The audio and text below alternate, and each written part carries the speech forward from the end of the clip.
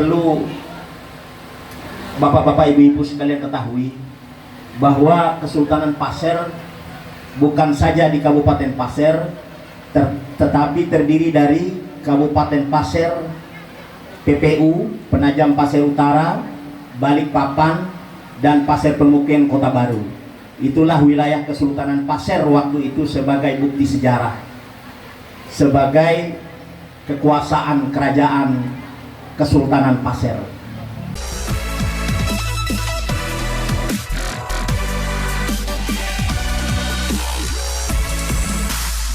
Pak Musa, yang saya hormati Ketua LPAP,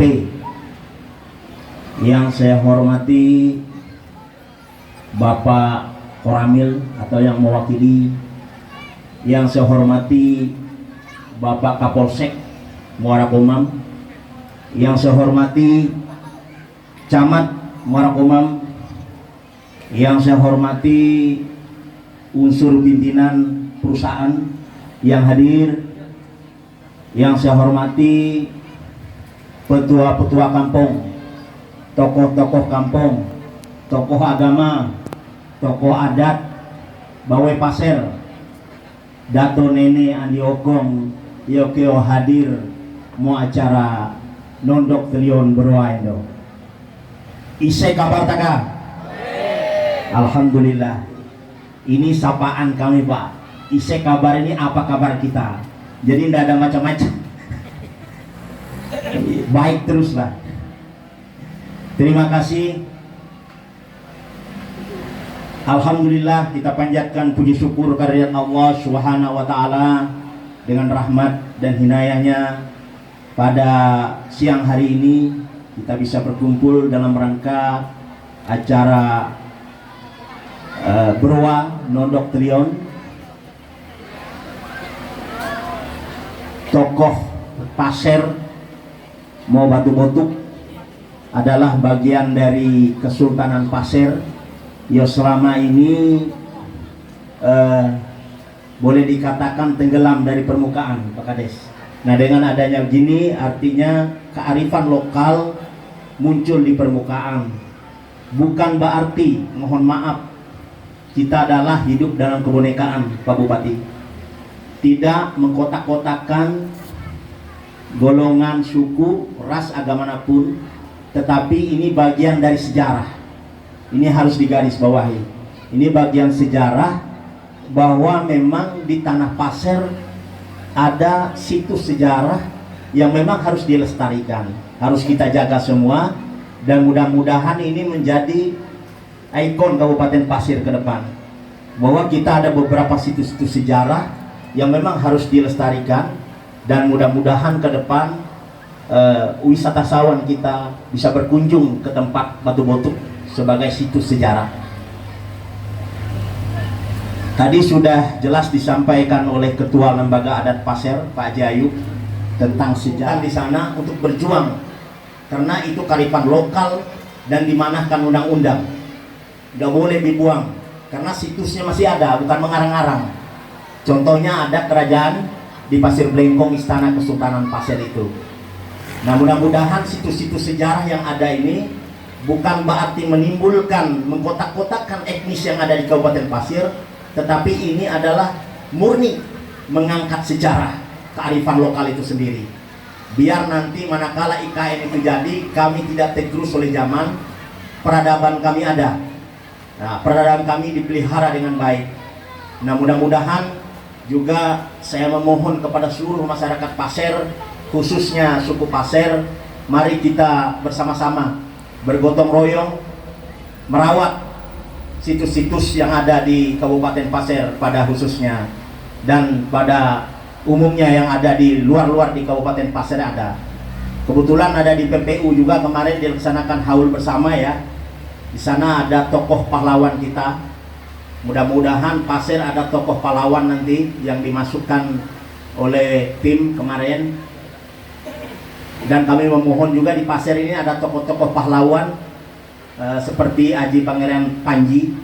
Beliau adalah pejuang kami melawan Belanda habis-habisan. Syukurnya perlu diketahui Kesultanan Pasir ini tidak cacat sejarah. Sultan Pasir dan beberapa kerabat kesultanan waktu itu melawan habis Belanda dan menolak keberadaan Belanda. Ini perlu harus digarisbawahi. Kami tidak cacat sejarah. Dan itu terbukti kami diporak-poranda oleh penjajah dan diungsikan kemana-mana. Ini biar masyarakat Pasir tahu bahwa kita benar-benar berjuang untuk membela kemerdekaan Republik Indonesia. Mungkin itu yang dapat saya sampaikan. Jone-jone tanamea, tahun mone takamangkuru kunua.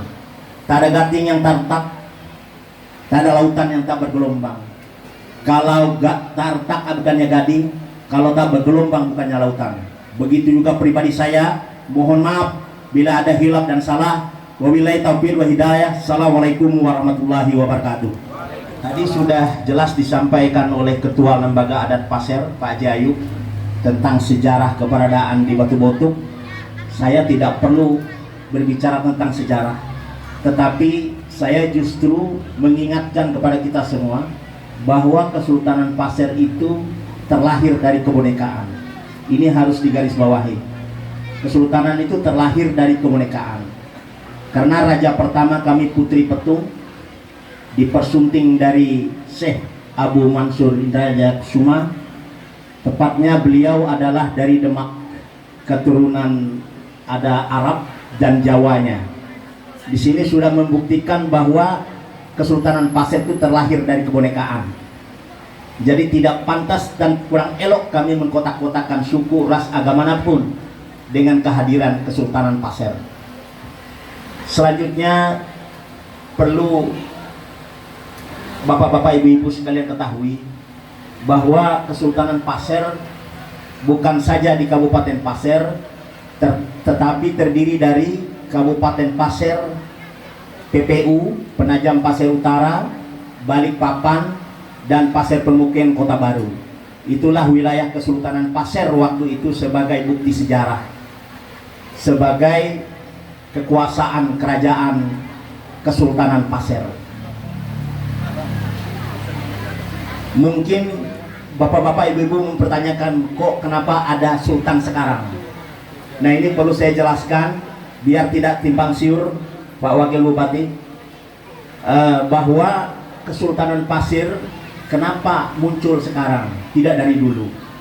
Karena Kesultanan Pasir ini hancur oleh kolonial Belanda hampir 1 abad yang lampau, bahwa kami terporak-poranda oleh fitnah dan hasud oleh kolonial Belanda.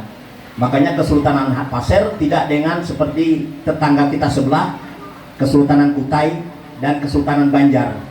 Mereka memiliki juriat terus menerus turun-menurun. Makanya kemarin kami adakan pemilihan kesultanan yang memang betul-betul juriat asli Kesultanan Pasir. Ada 3 kandidat. Pertama saya sendiri, yang kedua Haji Nurhanuddin, yang ketiga Haji Yahya. Jadi ketiga inilah juriat kesultanan yang dipilih oleh Majelis Alim Ulama, Majelis Juriat Kesultanan Pasir, dan Lembaga Adat Pasir, tokoh-tokoh Lembaga Adat Pasir.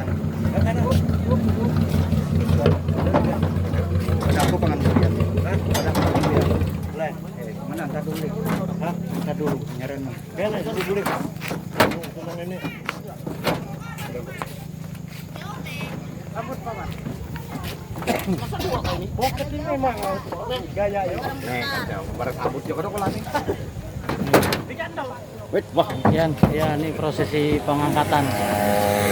Wah.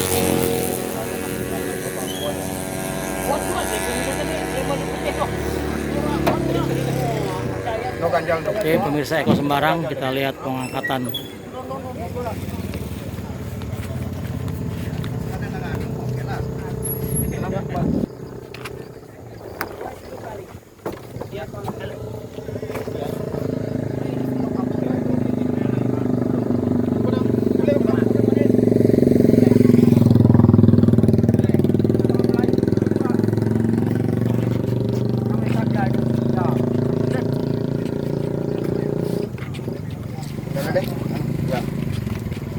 Yang kat kedua di